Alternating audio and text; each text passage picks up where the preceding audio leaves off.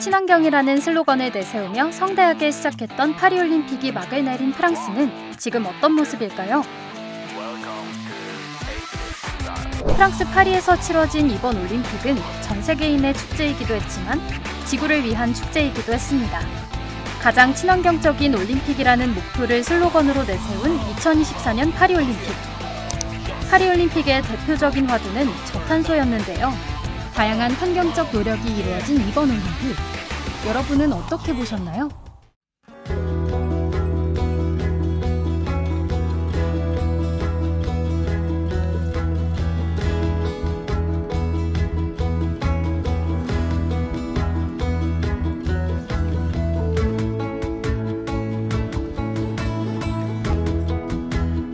경기장 앞에 저게 뭐죠?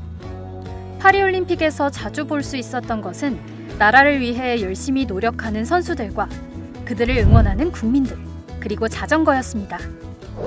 매연을 배출하는 자동차나 버스가 아니라 자전거를 곳곳에 배치해서 자전거의 이용을 장려한 건데요.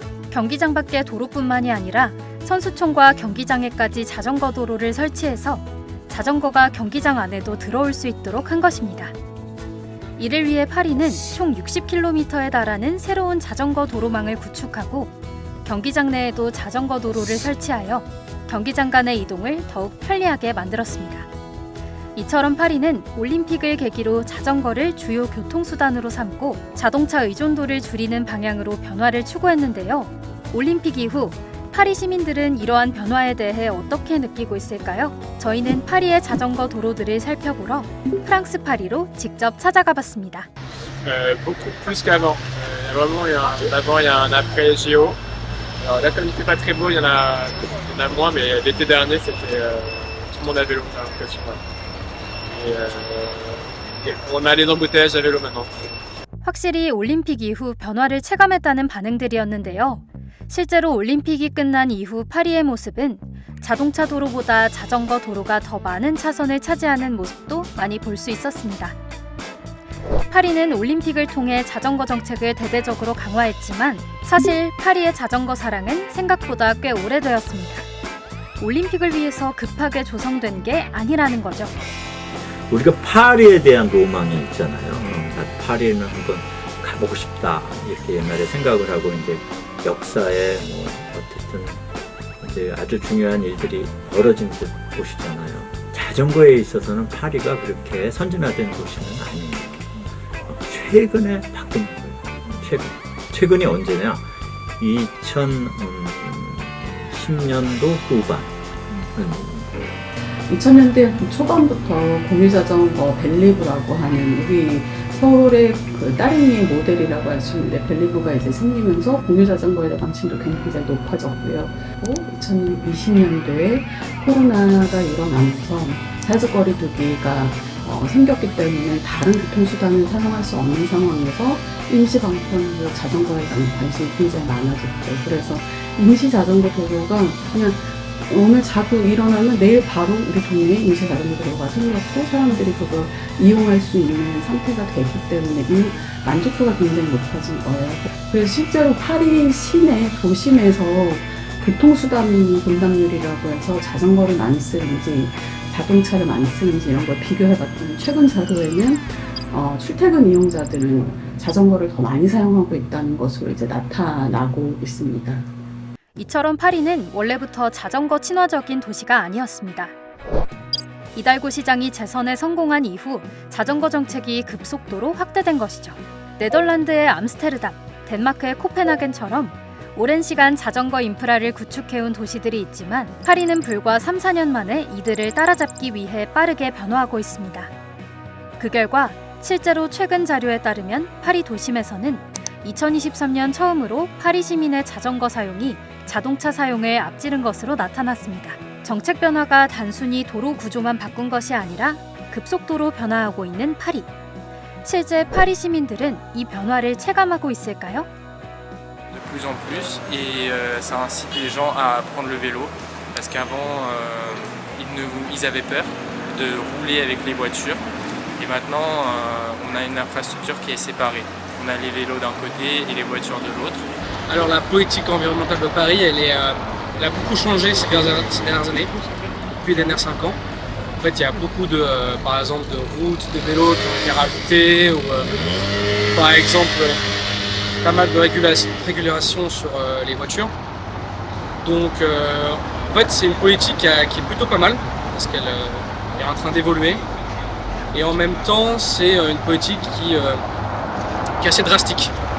C'est-à-dire qu'on va avoir des changements assez drastiques d'un jour à un autre.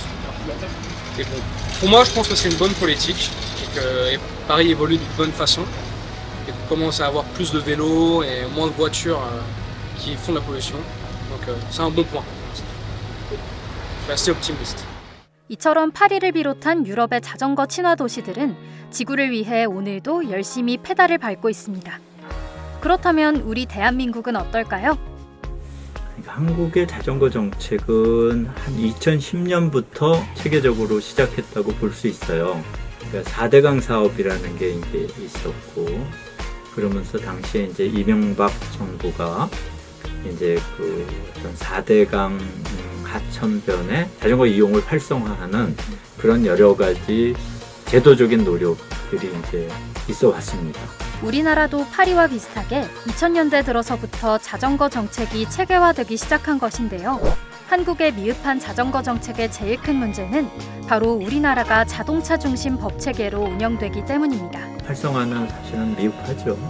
법 체계로 보면 국가 통합 교통 체계 효율 압박 이런 게 있어요. 이거는 주로 자동차가 중심이 되는 그런 법 체계. 자전거 도로를 따로 전용 도로를 내거나 자전거와 관련된 여러 가지 인프라를 하거나 이런 것들이 좀 되기가 좀 어렵게 돼 있는 상황이 이제 활성화되어 있지 않다라는 건 우리 자전거 이용률, 수단 분담률이라고 하는데 좀 1.5%뿐이 안 돼요. 이제 유럽의 자전거가 활성화한 주요 도시들은 뭐 심지어는 40%, 30% 뭐 그런 데가 많단 말이에요. 그런 거에 비하면 우리는 형편없이 낮다.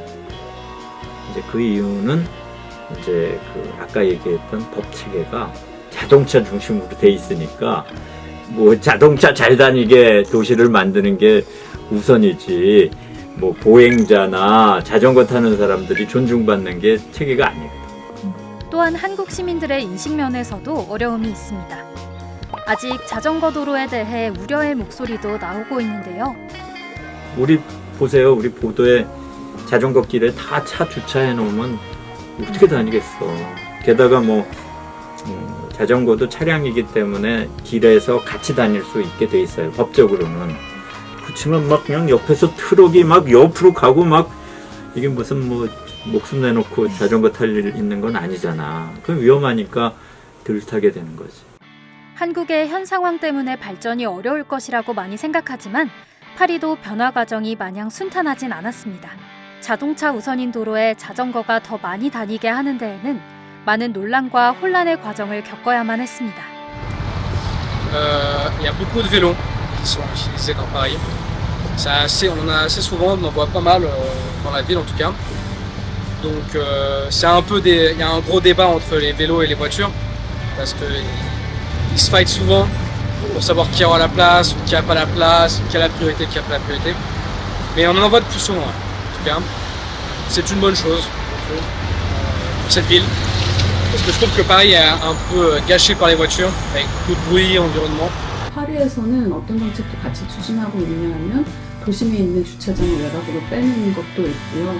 그리고 승용차 크기에 따라서 주차비를 달리하는 정책을 펼치고 있어요. 그럼 한국이 자전거 도로 중심으로 거듭나기 위해서는 어떤 노력이 필요할까요? 전용 도로가 있어요. 우리가 자전거 이제 겸용 도로는 되게 많아. 겸용 도로라고 하는 건 뭐냐면 되게 이제 보행 보도 같은 데 이제 자전거 만들어 놓은 건데 좀 상태가 좀 안 좋습니다. 그래서 실제적으로는 전용 도로가 돼 있으면 좋습니다. 그 다음에는 이제 안전교육들 같은 게 그 안전교육을 하라 그러면 자전거 타는 사람의 안전교육을 얘기하는데 그것도 필요한데 자전거 안 타는 사람들의 안전교육이 지나가면서 우리 승용차나 버스인 사람이 자꾸 빵빵거리잖아요. 빵빵거리면 안 되니까.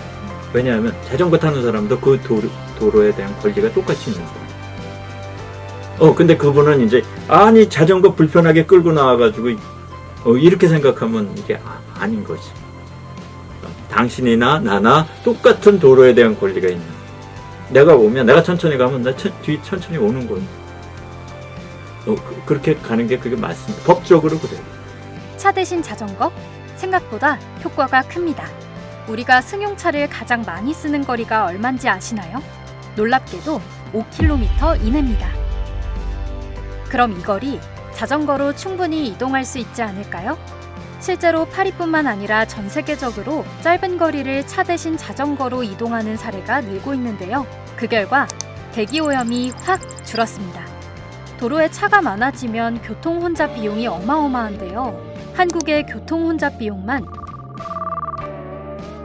게다가 주차 자리 찾다가 스트레스 받고 공회전으로 대기오염까지.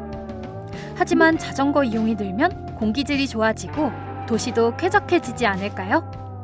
한국도 자전거에 대한 관심은 많이 늘어난 것 같아요. 코로나 시기에 코로나 지원금을 이제 전 국민이 수령했을 때 가장 많이 산 물품이 자전거라는 얘기도 있거든요. 지금 기후위기 시대를 맞아서 정부나 지자체가 할 수 있는 가장 빠르게 할 수 있는 정책 중에 하나가 저는 자전거 정책이라고 보고 있기 때문에 그 방향으로 가지 않을 수 없다. 그래서 당연히 한국도 그런 방향으로 이제 가야 되고 거기에 대한 투자와 관심 필요하다고 생각하고 있고요. 그리고 서울시 따릉이 자전거 이용자가 굉장히 많이 늘어났잖아요. 그런 걸 통해서 이미 저희 서울 같은 경우는 이제 한 단계 자전거에 대한 친숙도가 이미 이제 높아졌다고 보여지기 때문에 좀 더 자신감을 가지고 저는 자전거 정책에 대한 비전과 예산을 만들 수 있다고 보고 있습니다. 지금은 자전거 천국이라 불리는 파리도 과거에는 차 중심의 도시였습니다. 자전거 인프라가 부족했고 이용자들은 불편과 위험을 감수해야 했죠. 하지만 변화는 가능했습니다.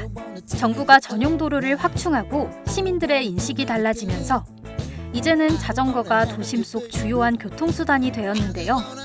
이처럼 지속 가능한 미래를 위한 선택인 자전거. 한국도 프랑스처럼 지속적인 변화가 찾아오길 기대해 봅니다.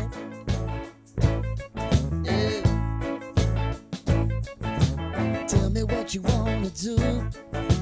Give me everything you got. I just wanna try to get you in the mood. I just wanna hit your spot.